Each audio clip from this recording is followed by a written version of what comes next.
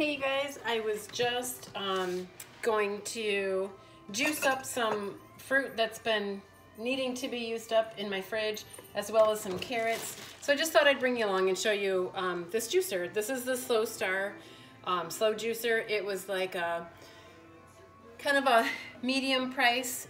There's some that are way higher, and I used maybe caught earlier that I bought that Ninja from Kohl's. It was a nice little juicer, and now that I think back, if I would have learned the order of juicing properly, I maybe could have done better with it, but it was a horizontal juicer and I really wanted the vertical juicer. Anyway, totally love this one. It was like $300 and some, so not super cheap, but I find I use it almost every day. So I'm just gonna juice in some things. Hopefully this isn't too loud while I'm talking. Oh yeah, it shouldn't be. But I've got carrots, I have mango that I peeled, I have some, a red beet. I did some golden beets the other day. I have some grapes and blueberries that are getting ripe. They're not, my kids only like them when they're poppy, and they're not bad, they're just getting soft. So I'm gonna start by putting those through. And what I have learned is putting the softer fruits through first, followed by, pardon me, a carrot or a beet, even an apple. Apple's kind of medium, but the firm fruits help to kind of push the rest of it along. So I'm just going to feed these in, and the pulp's going to come out this side, the juice is coming out this side, and I do put a strainer. This one lets in a little bit of pulp, which I don't mind. When I make my celery juice, I actually don't mind the pulp at all, and I don't mind the pulp of most things, but carrot pulp is kind of chunky, so I really like a smoother juice. So when I do carrots, there goes the beet. You can hear those firm vegetables really make quite a sound. Sometimes you can give it a little bite of a carrot to help push through some of the softer juices. Depends how many carrots you have. If you have enough carrots that you can throw a whole one through, that's great. I'm gonna follow that up with some of these blueberries and grapes.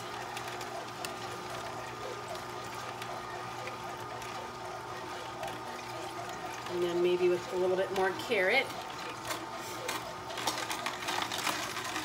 And these vertical ones, you just really drop it in. The auger pulls in the fruit, and you very rarely need to use, it's got a little tamper thing, but I very rarely need to use that. Throw in a bit of mango.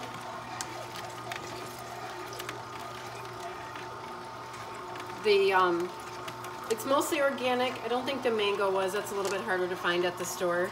But I checked the Dirty Dozen and the Clean 15 list. Most things that have a skin that you're going to peel off, you'll find on the Clean 15 list, which means it's not as bad to get those not organic like it is like strawberries, root vegetables that grow in the ground like carrots, potato. So when I can't find it, or of course when I want to save some money, I definitely purchase from the Green 15 list, and I really try on the Dirty Dozen to buy organic. But you can find that list online. There's actually even an app for it, and I kind of just flip that open when I'm in the grocery store if I need to check.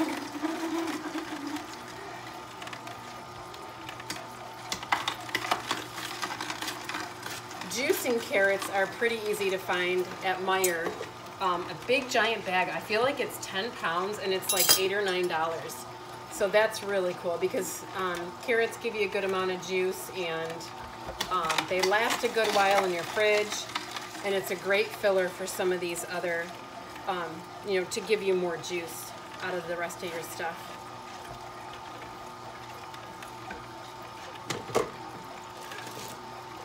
I'm going to use the tamper here. Something's a little bit backed up, but there it goes. And this machine is cool. I don't know if you can see that little red. Let me stop it. See this little red thing? That's going around. The other end of it is actually scraping the screen that's cleaning off the pulp.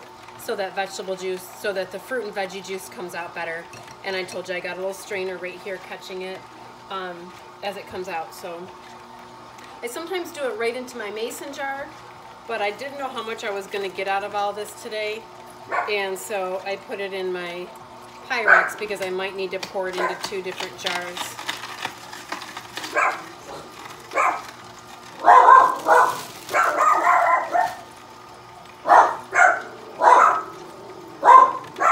I got 12 ounces, that's perfect. I used to drink 12 to 16 ounces. And then the dogs are going wild over some geese outside. They say to wait until that pulp is really done pushing out, because that means there's still some juice possibly coming out.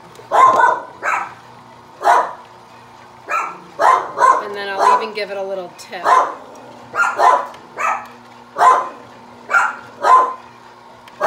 And while that's still going, I'm going to take a spoon and weed through this pulp that's in here and just let all the rest of the juice come out.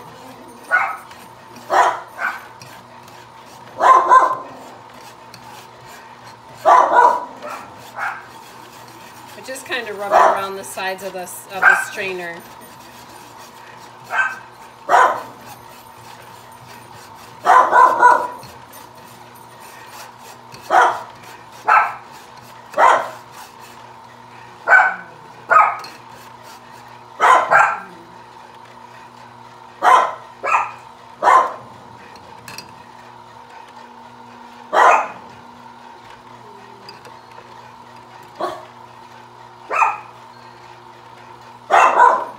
Alright, that looks good.